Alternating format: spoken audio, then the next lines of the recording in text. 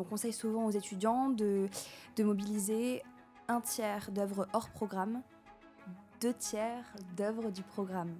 Dans les contes de Madame D'aulnoy, qui sont quand même des contes de fées, on a proprement le fait de se retrouver face à l'altérité. La difficulté du moins du sujet se trouvait vraiment sur la définition des termes.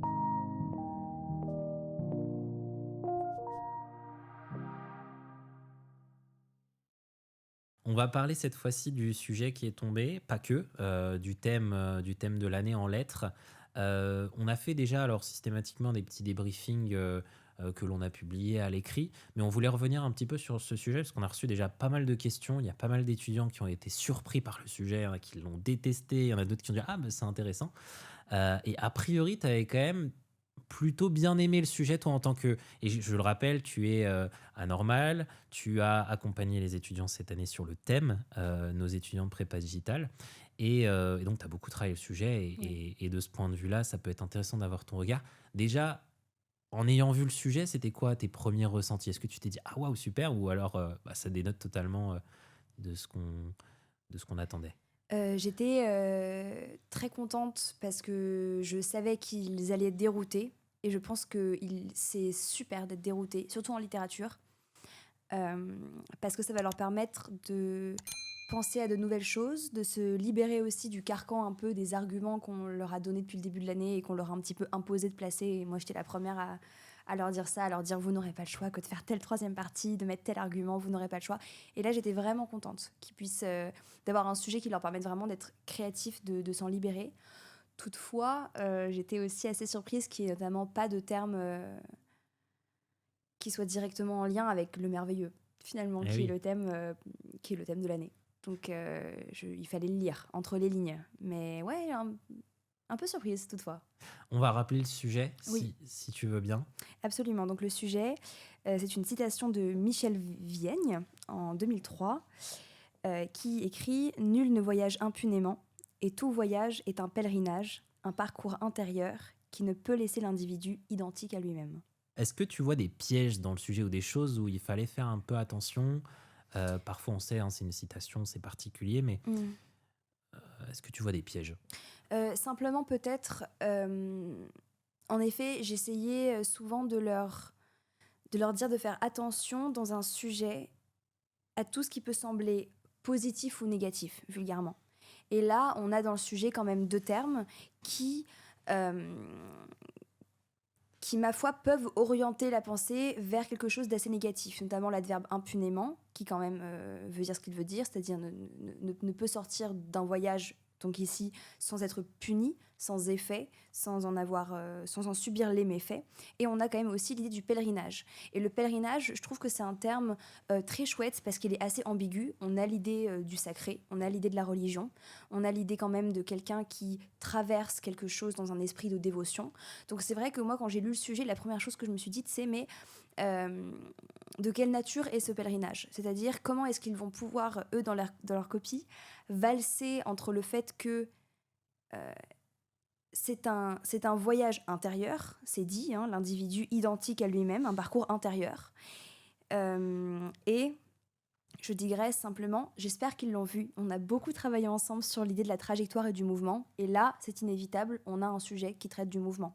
Voyage, qui est répété quand même 2 fois. On a l'idée du parcours. On a l'idée, donc, encore une fois, proprement du pèlerinage, qui a un terme de mouvement. Un parcours intérieur qui ne peut laisser l'individu. On a une phrase en un flow, simplement une simple proposition. Donc on a quand même l'idée, effectivement, d'un mouvement, d'une trajectoire, de quelqu'un qui va vers.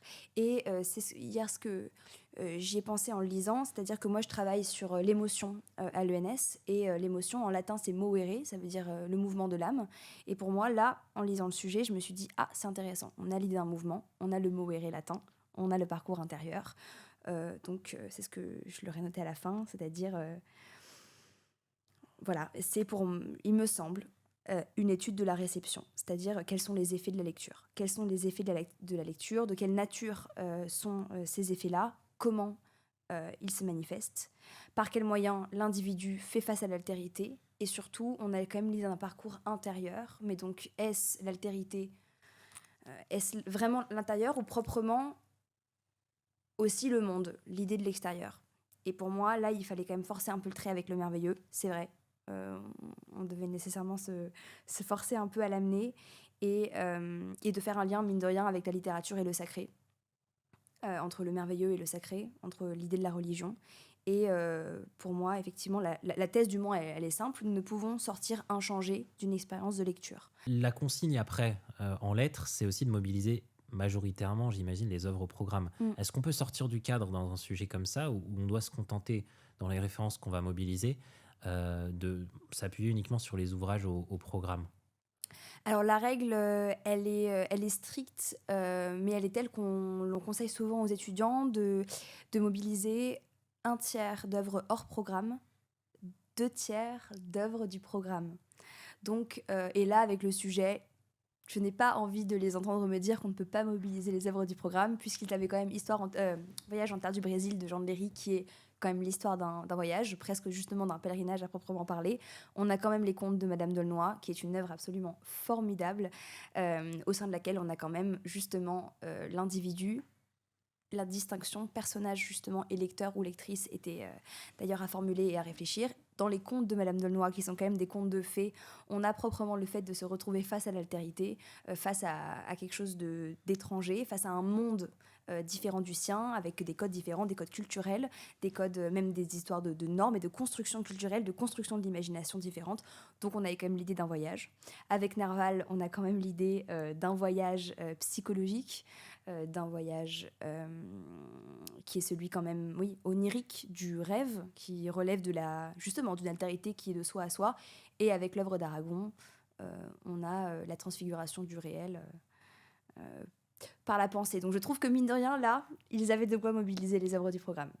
Mais ça Même. paraît simple quand tu le dis, mais c'est vrai que nous, on a eu beaucoup cette remarque, hein, c'est pour ça que j'en ai parlé, c'est qu'il y en a qui disent, mais c'est rien à voir avec le programme, on pouvait pas l'intégrer, etc. Donc, comme quoi, c'est quand même une matière qui invite à la réflexion. Bien sûr. Réfléchir de toute façon et proposer un discours intelligent, c'est de faire des liens.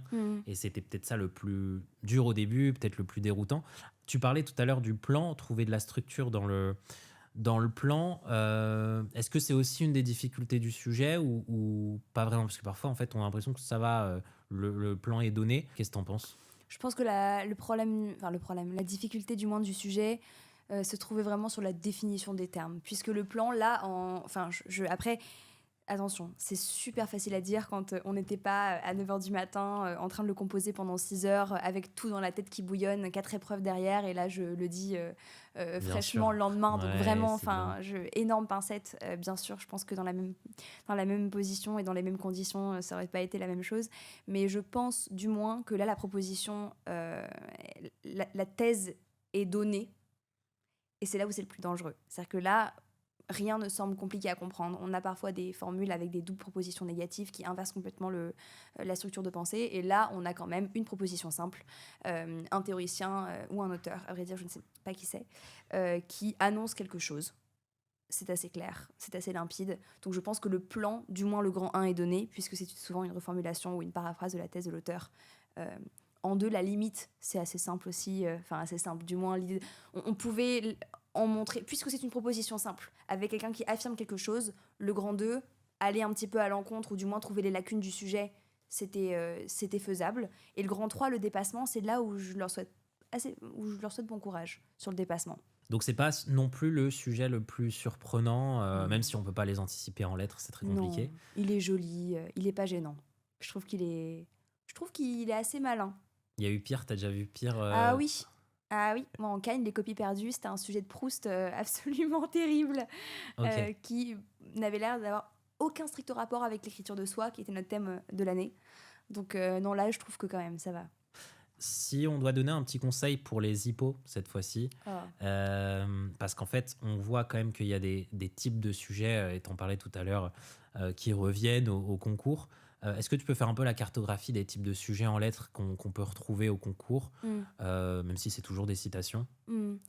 Ce sont évidemment, donc oui, des citations. Je trouve qu'on tombe quand même généralement sur un sujet qui était assez transversal et vient traiter généralement et la plupart du temps du thème principal de l'année. Donc moi, je m'attendais vraiment à un truc spécifiquement sur le merveilleux, et qui après invite un des deuxièmes actes. Donc là, on avait quand même la représentation littéraire, qui est un thème qui est un sujet mais que je trouve passionnant, mais qui est très difficile. Moi, je pense que j'ai un peu trop forcé cette année sur ça. C'était pour moi la notion la plus intéressante et la plus intrigante. Euh, et après, on avait donc l'œuvre littéraire et le lecteur. Et souvent, ça tombe sur un sujet merveilleux, transversal avec le lecteur ou la représentation. Dans l'idéal, on peut croiser les trois. Là, c'est là où je peux comprendre qu'ils étaient déroutés. Quand on le lit comme ça, on a directement envie de penser que c'est uniquement l'œuvre littéraire et le lecteur. Soit le troisième axe. Ça, c'est pas sympa. Nous, ils nous l'ont fait il y a 2 ans quand ils ont perdu les copies. Après, il y avait un sujet uniquement sur le troisième axe. Un peu l'air de dire, on vous a pris un truc qu'on a trouvé comme ça. Donc là, je comprends qu'ils aient pu être déroutés, mais je trouve que c'était facile. On triche de toute façon. On trouve des façons d'amener à nous les autres axes qui ne sautent pas aux yeux, mais ils sont toujours cachés pas loin. Donc il faut un travail quand même spécifique sur le premier axe, Sur un le peu premier plus axe. important Oui. que sur les autres, mais pas les négliger, c'est Ah ça? non. Ouais. Et il faut toujours... Ils dialoguent. Ces thèmes dialoguent. Et moi, j'ai du mal à comprendre pourquoi est-ce que... Et c'est le cas de tous les étudiants en prépa, moi c'était mon cas aussi. J'ai du mal à concevoir qu'on puisse traiter des axes différemment. C'est-à-dire qu'on puisse faire, voilà, premier semestre tel axe, deuxième semestre tel axe. Je me dis, mais pourtant pour moi, ils dialoguent tellement qu'on ne peut pas faire fi, quand on travaille de la représentation, de ce que ça implique du point de vue du merveilleux. On ne peut pas faire fi, quand on parle du merveilleux, de ce que ça veut dire d'un point de vue de la représentation, qui est une notion qui entre directement en contradiction avec l'idée même de merveilleux et de représentation. Enfin, donc je trouve que ça dialogue, ça bouge, on peut pas... voilà. Et pareil, tu as parlé beaucoup des axes et un peu moins des œuvres. J'imagine que c'est pareil, on essaye de trouver les liens de correspondance entre les ouvrages aussi. Ça, c'est un exercice que je leur ai fait faire. J'étais super... J'ai fait faire complètement au hasard et j'étais tellement heureuse du résultat de cet exercice où je les ai mis par groupe et ils devaient donc trouver dans chaque œuvre, à partir de notions que je leur ai balancées, tous les points communs entre chaque œuvre et tout ce qui les différencie. Et je me suis dit, au moins, ça vous force dans votre copie à pouvoir faire des liens, à pouvoir créer des sous-parties avec des œuvres, les œuvres qui s'imbriquent et qui parlent et qui s'entrechassent. Et parfois, pouvoir les mobiliser, où les œuvres, là, sur ce coup, se distinguent et s'entrechoquent et se désunissent, finalement. Et ça, c'était un trop chouette exercice. Donc, je pense que c'est important de travailler, justement...